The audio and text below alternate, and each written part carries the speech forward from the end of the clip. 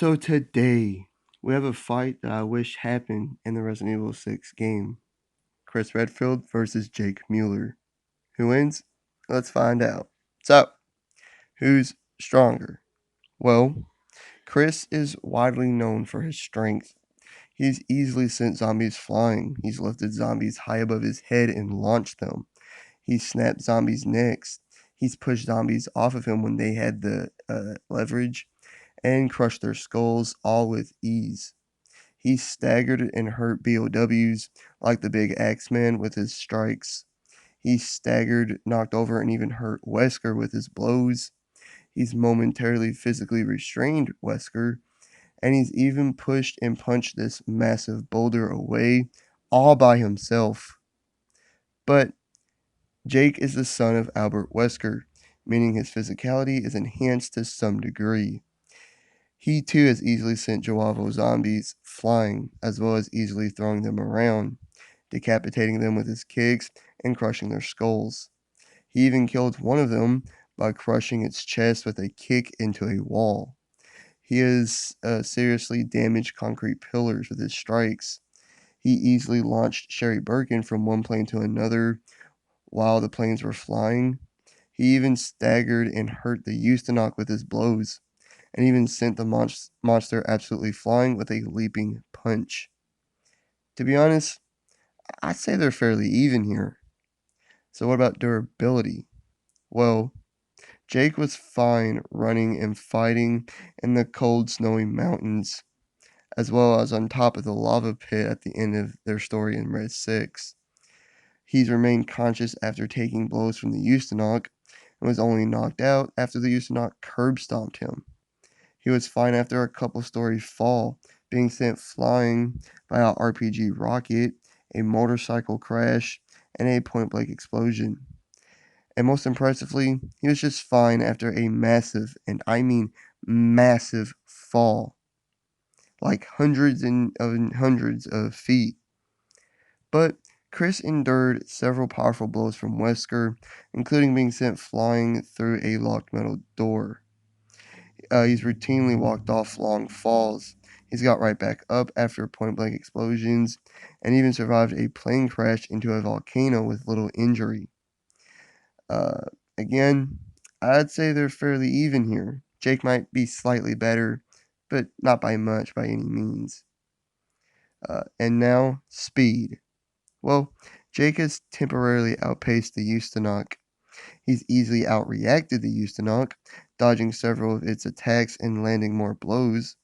He easily outreacted several Dravo zombies and took them down in quick fashion. He's evaded machine gun fire and even dodged several obstacles while driving on a speeding motorcycle. He's also known for his agility and is an expert acrobat. But Chris has consistently dodged bullets even at close range. He's dodged explosions. He's outran a pack of zombie dogs and caught up to a jet before it took off, greatly outpacing Sheva. Uh, he's even dodged and even countered Wesker's speed blitzes. Chris is faster because of his feats with Wesker, but I don't think Jake is too far behind at all. And I also think he's more agile than Chris as well. So, physically, they're pretty even. I mean, Chris is known for his physical prowess, while Jake said he was built like a tank. So, what about fighting skill? Well, Jake trained as a mercenary for most of his life and specializes in close quarter combat, marksmanship, and acrobatics. He's an expert in martial arts and can use his entire body as a weapon, whether it's his fists, elbows, knees, feet, or even his skull. He also rather fights hand to hand over using his guns. He's he's most dangerous, however, when he lands a combo of heavy strikes to subdue his opponents. He easily and quickly dispatched a Joavo zombie armed with a machete. He fought through several Joavo zombies armed with stun rods, machetes, and SMGs, while in that facility in China with nothing but just his fist. He fought off a few regular and mutated Joavo zombies before being overwhelmed, and most impressively, He beat the crap out of the Usanok with a barrage of precise strikes. But Chris was extensively trained in hand-to-hand combat, melee fighting, marksmanship, and martial arts, while in Stars, and then even more so with the BSAA. I mean, he's the leader of Alpha Team for a reason. He easily killed several different types of zombies over the years with just his fist and or with a knife. He easily subdued a bouncer while drunk. He bested Tyler Howard, who was able to beat two BSA soldiers and a cop.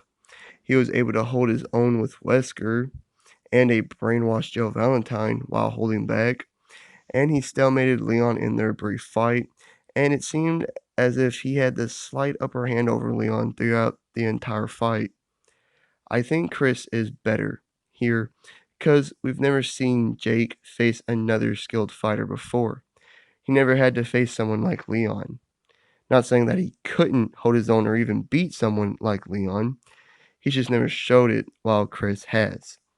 Chris also has more fighting experience. But I will give Jake this. When he enters a fight, he's literally oozing with confidence because he knows how good he is, which kind of leads me into my final point. Both of these guys have a temper, but Chris has a better handle on his, while Jake is known for being a hothead. He might enter this fight with confidence, but as it progresses and he realizes he can't easily subdue Chris and that he's actually struggling, his temper is probably going to flare. This could help him overwhelm Chris, but more than likely, it'll cause him to make a vital mistake. So at the end of the day, I'm siding with Chris after a great fight. It's a shame these two didn't fight in Res 6. Might have made the game more enjoyable, but I think Chris would have won it. Chris Redfield wins.